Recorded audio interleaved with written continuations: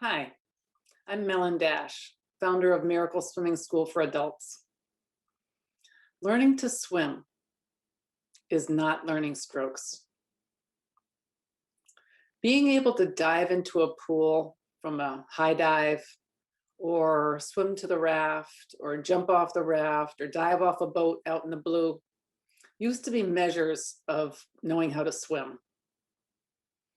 When we went to scout camp and we were asked if we could swim before we went out onto a canoeing outing, what was meant was, if you fall out of the boat, will you be calm and peaceful and safe until we come get you? That was knowing how to swim. If a family takes a vacation and rents a houseboat, and one afternoon they go out into the lake and they all jump off the boat and they hang out on air mattresses and inner tubes, and they play ball, or they play tag, and they dive down to swim away from each other, to get away from each other. Can those people swim? Is that knowing how to swim? Or if you are at a hotel and you walk by the pool and you see people chatting in deep water as you go to the restaurant, and when you come back from your meal, they're still chatting in deep water. Are those people who can swim? You haven't seen them swim any laps or swim strokes. Or if there's a sunset cruise and you go out on the sunset cruise and it's a couple miles from shore, afternoon is beautiful, the weather is good, the hors d'oeuvres and the wine are good and the company is good, but something happens to the boat and it capsizes. You're going to have the people who can swim and the people who can't swim. And even though the safety talk was given and the life jackets were located, the people who can't swim, even if they have life jackets, are going to have desperation and panic in their eyes. Wouldn't it be nice if they could all swim? And we're not saying if they could all swim freestyle with side breathing to shore. We're not even saying that they could tread. We're saying they could be in the water and not be worried.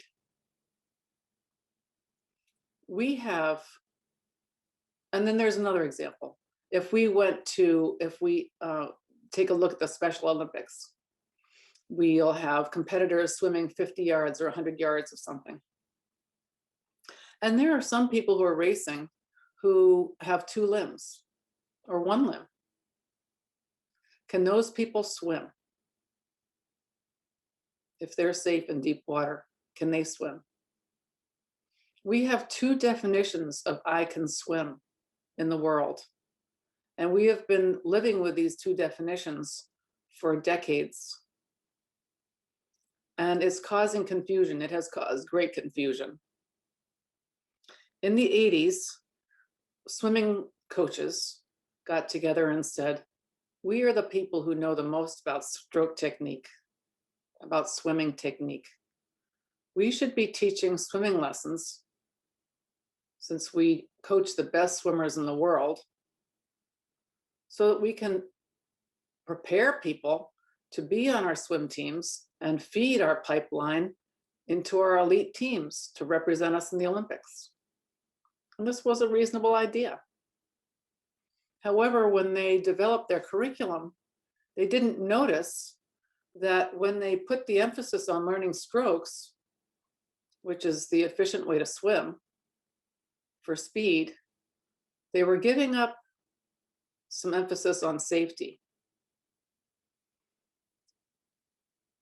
Then when swimming lessons were being marketed to the kids, to the parents in the local communities, the parents were faced with the swim schools that they've always known about, and these new swim schools or new instructors that had training by swimming coaches. And they thought, well, we can't argue with swimming coaches. Surely they know more about swimming and teaching swimming. We'll go to them. And then the traditional swimming schools said, wait a sec, where's my clientele going? They're going over to the swimming coaches' curriculum. to compete with that, we need to teach what they're teaching. And even though the traditional swimming schools might have been doing a fantastic job teaching kids to be safe, they were now trying to do what the other swim schools were doing to compete. And the traditional swimming schools were teaching back float, front float, jellyfish float, which teaches kids how the water works, that the water holds them up, and what it feels like to be supported. This is part of safety.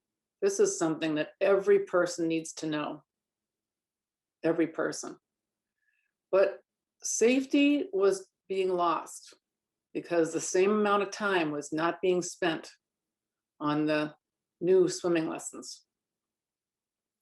Water safety took a nosedive. And we are seeing the effects of it now. As Adam Kaczmarski said last year, the drowning rate in the past 20 years hasn't significantly changed.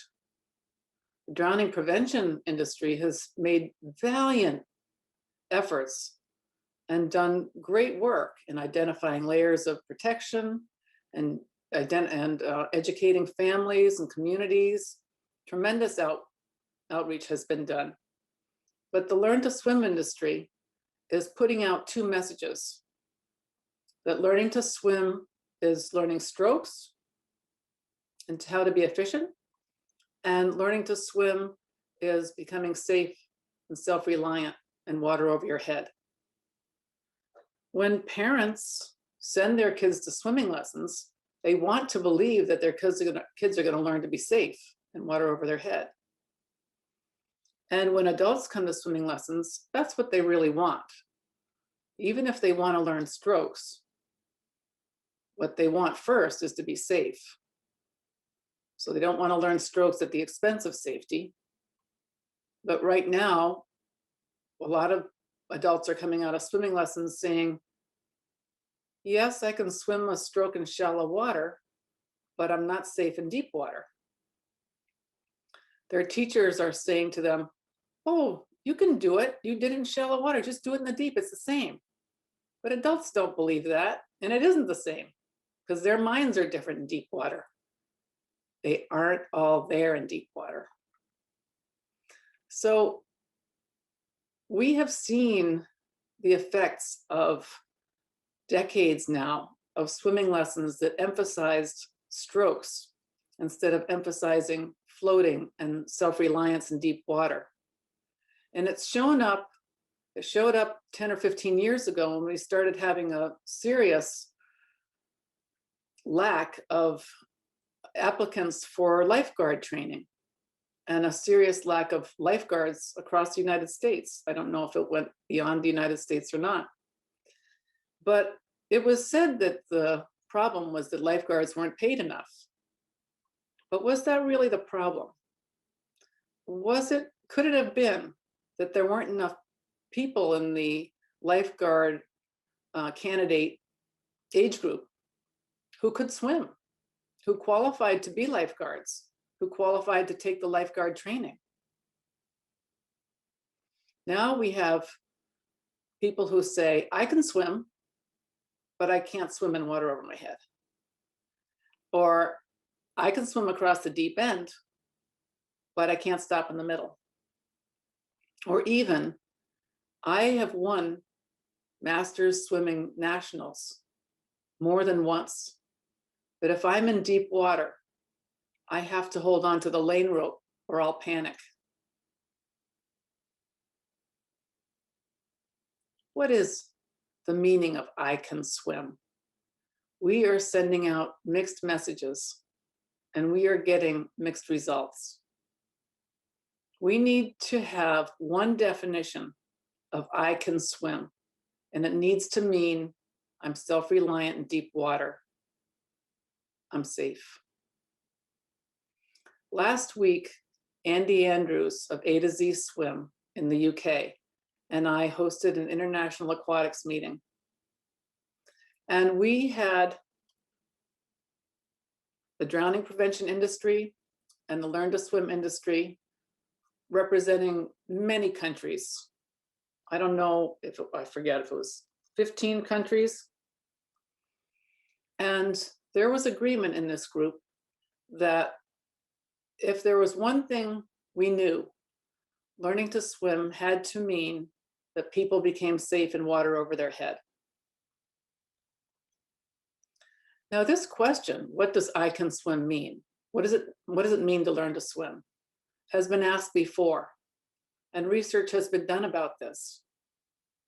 However, the answer that was found in the research was a list of physical skills.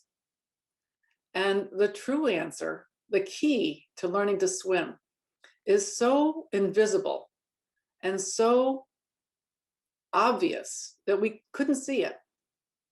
And in 100 years of formal swimming instruction, it's never been identified in the industry.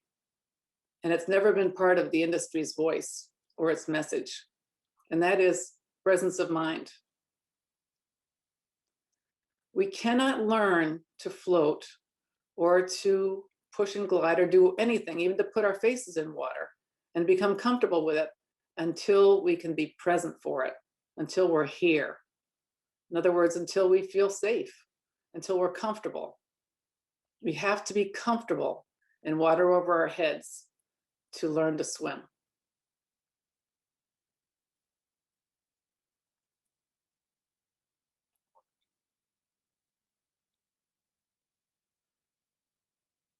So we have one term, I can swim, and we have two ways of saying it. Okay, we say,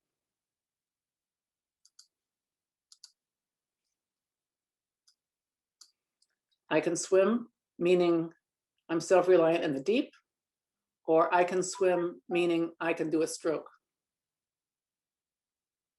How are we going to differentiate between these two things in our language? We can say, I can capital S swim, meaning self-reliance, or I can small s swim. Or we can say, I can swim if I'm self-reliant in deep water, and I can stroke if I'm not self-reliant in deep water, but I know what to do with my arms and legs. How are we going to manage this?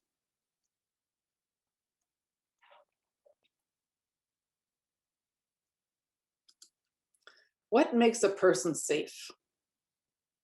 What does a person need to know about deep water? Do they need to know how to kick? Do they need to know how to do arm strokes? No. If you're in deep water, the most important thing that you need to know is how to be in control. You need to know the water holds you up, that if it doesn't hold you up, you can still be okay and it's easy. You can keep water out of your nose. It's okay to be vertical. If you push down, you go up. That water's thick. Which way is up? You can open your eyes. You can get air when you want it, and that you can rest. And that you don't have to go anywhere to be safe. If you're in control in water, if we teach people to be in control in water, then they'll be able to feel what the water does for them. And they'll be able to find what's happening. Oh, if I do this, that happens. And if I do this, that happens. How many of us were pool rats when we were little and we spent all kinds of time, all day long, in the water, playing, having tea parties on the bottom, or seeing how long we could stay underwater, which I know isn't a big favorite of anybody anymore, or racing, or sinking to the bottom, sitting on the bottom. All kinds of games that kids play that teach people how the water works. Those are skills that can't be skipped in learning to swim because they teach people how to be in control in water.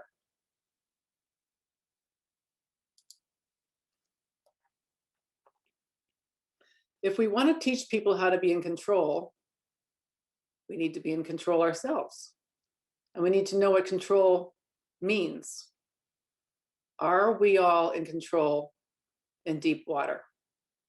Now, it's known that many swimming coaches don't know how to swim. And they're good swimming coaches. And we all know that there are swimming instructors who don't know how to swim too. They're not self-reliant in deep water. But some of them are very good swimming teachers. But can they be good swimming teachers of the people who are asking questions of deep water or of open water? No. They can't impart the feeling of freedom and the feeling of stillness, the feeling of oneness with the water that we have if we are self-reliant in deep water. So they can only teach to a certain level of swimming lessons.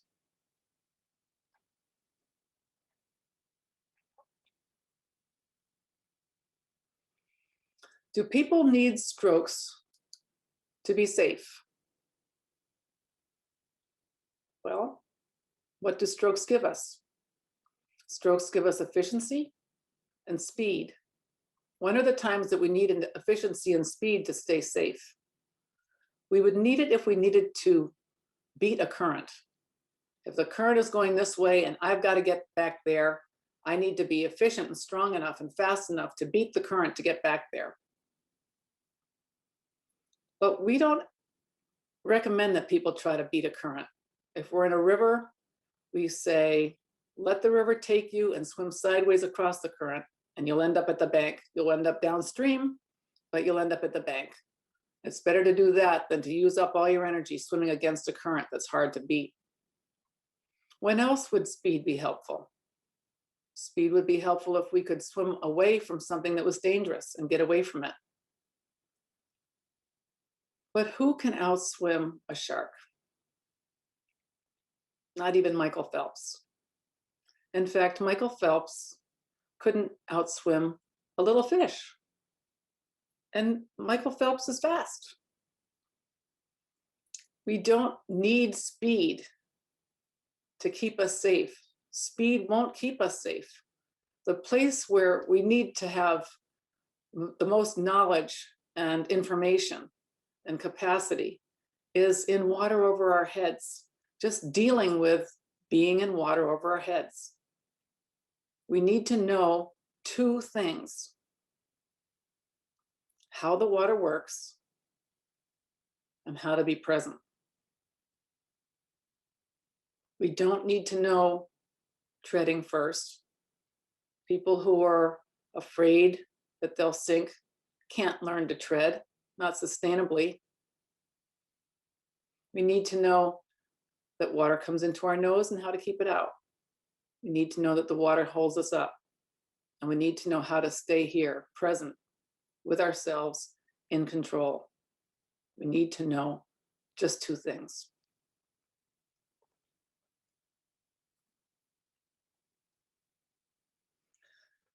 The way we say it is, you have to be present to learn.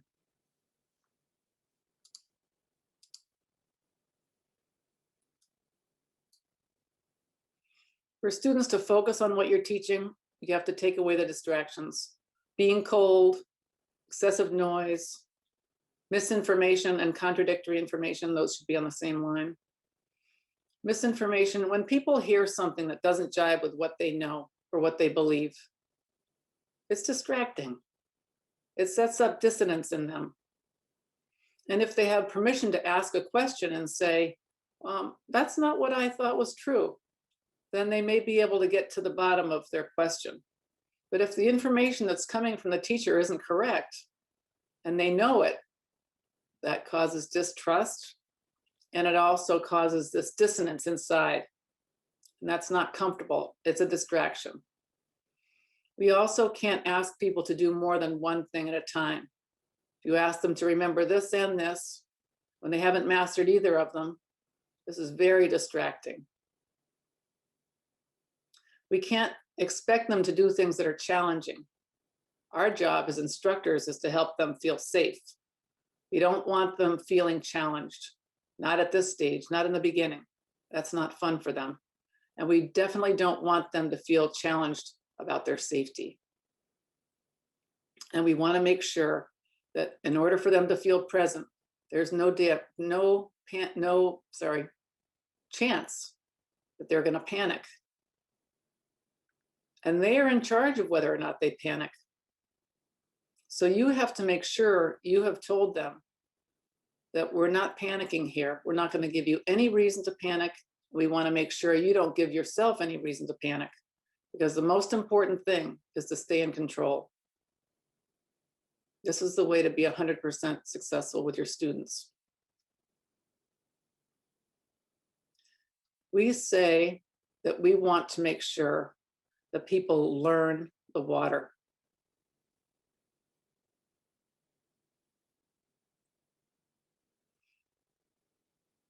We want to have them know how to keep water out of their nose, know that the water is thick, know how slowly they move in water, that they have time, because as their balance changes in water, as the water holds them, they can do things. They have time to get air and change their mind, focus on what's happening.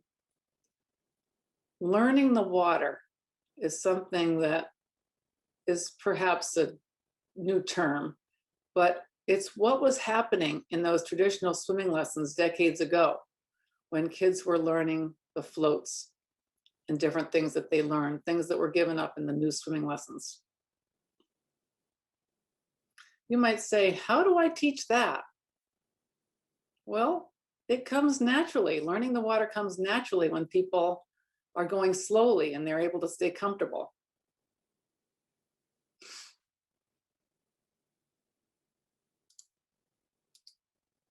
Which comes first, confidence or skills? We all fall into one of those two camps, don't we? But the answer is that confidence comes before skills. Now, there are exceptions. In the more advanced learners, they may be quite confident in their ability to swim, and they may be learning new skills. And as they learn the skills, they become confident in those skills.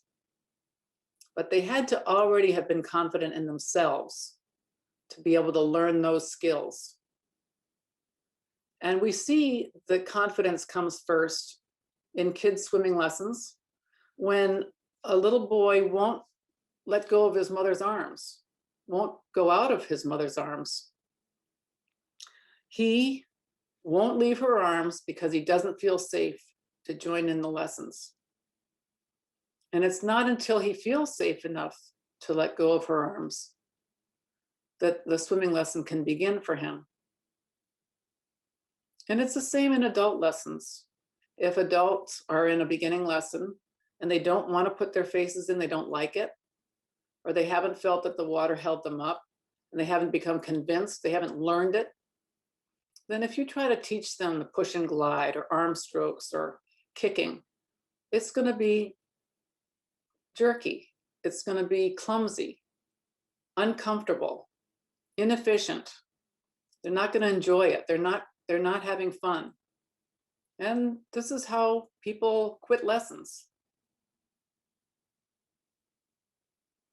But if you start the swimming lesson at the beginning and you give them reasons to trust you and reasons to know that they have permission to go as slowly as they need to stay in control all the time, whatever it takes, because you're committed to them learning how to be in control.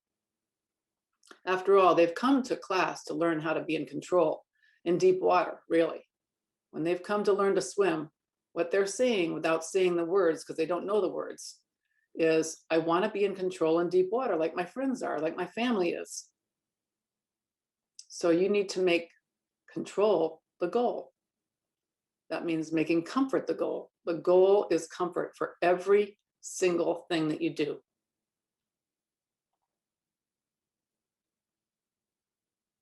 And when people are comfortable, they are peaceful, they are willing, they're present, and they're curious. And when you teach somebody like that and you give them small enough steps, you have breakthroughs you cannot believe. When adults come to us, we remind them of this. This is you and me. At the core of us, at the very center of us, is us, our non-physical self, our essence. And just outside of that is our beliefs, the things we've been told by our parents or by our teachers, the things we've read, stories, conclusions we've made from stories we've heard, and interpretations of experiences that we've had. Outside of our beliefs are the things we do, our actions. And our actions are determined by our beliefs. If we believe this, we do that. If we believe something else, we do something else.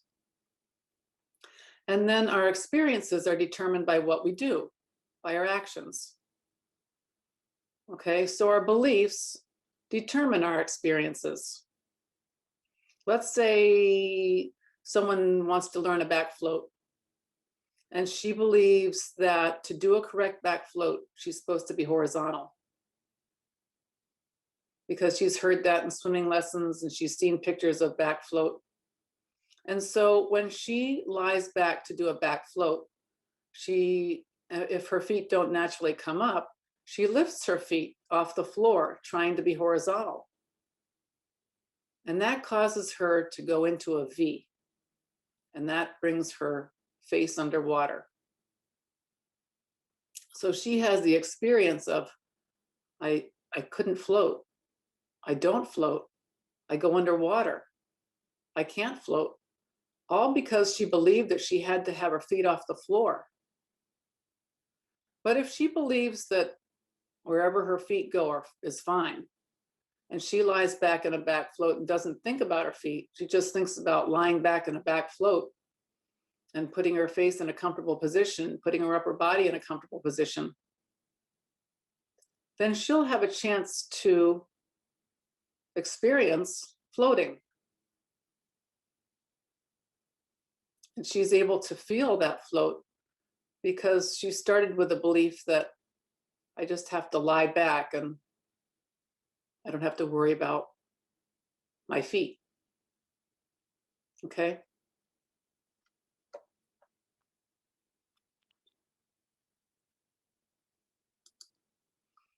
The point of learning to swim is learning to be safe in water over your head. That comes from being still, being able to do nothing but hang there, fully present. Here I am. It's deep. Who cares? When a person can do that,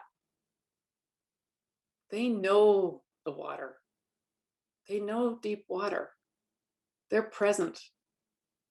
And if you throw this or that at them, they know, if they've been taught, that they need to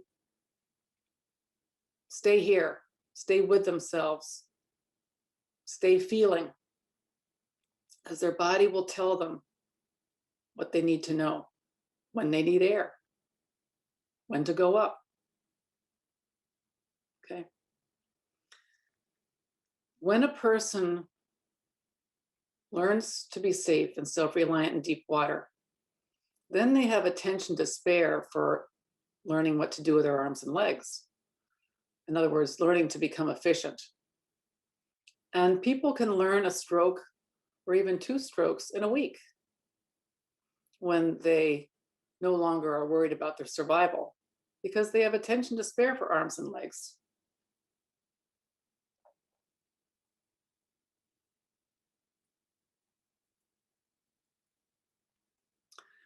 Last year, there was a webinar that maybe some of us at this meeting attended, where Jerry Dworkin presented a film that had been captured on a surveillance camera of a man drowning. And this man had been water walking across a big pool right at the rope that divided the shallow end from the deep. And the lifeguard happened to walk over to the adjacent pool and didn't have eyes on the man who was walking. This is a man who was 65. And he mistakenly stepped off the ledge, the drop off to the deep end. And we could see that this man did not know what to do. He didn't even struggle. I mean, you couldn't tell that he was struggling. I knew he was struggling because I know what panic looks like. It looks like not home. And this man looked like he was not there because he didn't try to jump off the bottom. He didn't push down with his hands to come to the surface. He did this. His movements were completely ineffective. He was not there. Now, this man, if he had learned to tread water at any point, he couldn't have learned because he was afraid in water. But teaching him push and glide was not what he needed to know. If he had been in lessons learning a crawl stroke, that isn't what he needed to know either. He didn't even need to know how to float when he stepped off that ledge. He needed to know, oh, well, who cares? I can come up, just have to push down. He needed to be able to be present. But this man was not home, not there. This man was in the fifth circle, as I call it. This is panic, okay? When people go from calm to panic, it looks like this. This is the trajectory of somebody's presence of mind when they go from calm to panic. And this is where that man was. Learning looks like this. I have no idea how to do it.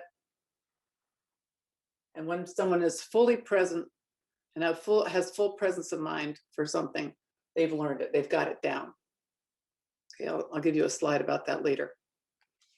But this man was absolutely not home. He didn't know how the water worked, and he couldn't stay in his body. He flew out. He was in full-blown panic. This is how most people drown, especially adults. 80% of drownings are by adults. About half of adults in the US can't swim. They're afraid in water over their head in pools. 2/3 of adults are afraid in water over their heads in open water.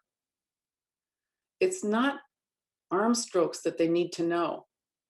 It's how the water works. They need to know how to be still. They need to know that it's safe to be still, to do nothing in the water. And that they can get air whenever they want, and they can rest whenever they want.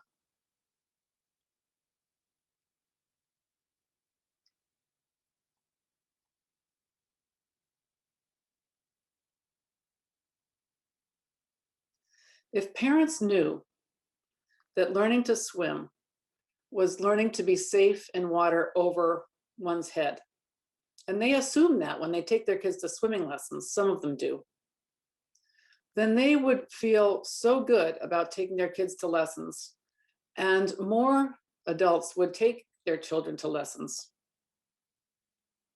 But many adults have taken swimming lessons themselves, and they were about strokes. And they couldn't learn the strokes because they were afraid themselves. And knowing that that's what swimming lessons are about, a lot of them are not eager to take their children to swimming lessons, especially if their children are afraid, because they don't want their children to drown, and they don't want their children to be afraid in lessons. They don't want their children to have the same experience they had taking swimming lessons. But if they knew that swimming lessons were about learning to be safe in water over their heads, if that was the message that the aquatics industry was putting out to parents, Then they would make sure their kids got to swimming lessons. And they would say to themselves, oh, swimming lessons are about being safe in water over my head now. They used to be about strokes. I couldn't learn that, so I gave up. But if it's about being safe in water over my head and it isn't about strokes, maybe I can learn that. And that's what I really want to know. So we would have more children in swimming lessons. We would have more adults in swimming lessons. We would have more adults and children who could swim. And that feeds our more advanced classes, so that those other classes that you have now have a pipeline of adults and kids to fill those classes because they can swim and now they're ready to learn strokes and other things that you offer in your programming. And if adults knew that swimming, if adults and kids were both safe in deep water, then whole families would be safe in deep water and safe in the water. And we would have more families on water vacations. We'd have more families buying backyard pools. We'd have more families buying boats, more families going to attractions of water parks and renting scuba gear and learning to scuba dive or stand up paddle or boogie boarding or surfing, even fishing. How many fishermen can't swim? But if we had these graduates of our swimming schools coming out knowing how to be safe, the swimming sports would burgeon. We can have this, but we need to have one message. We need to have a new definition of I can swim, and it needs to be self-reliance in deep water.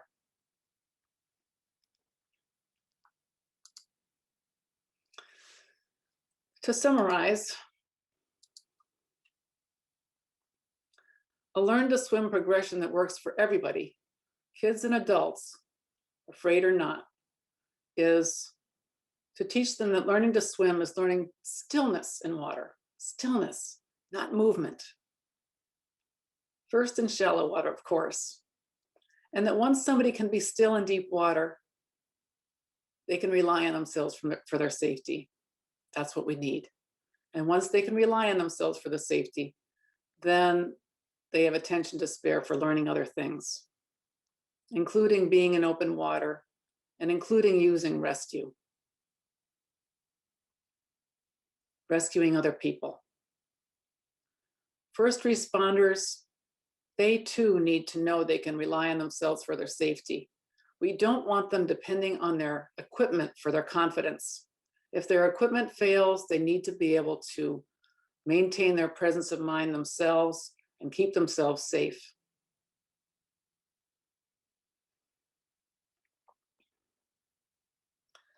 If somebody can swim, they're not afraid in deep water.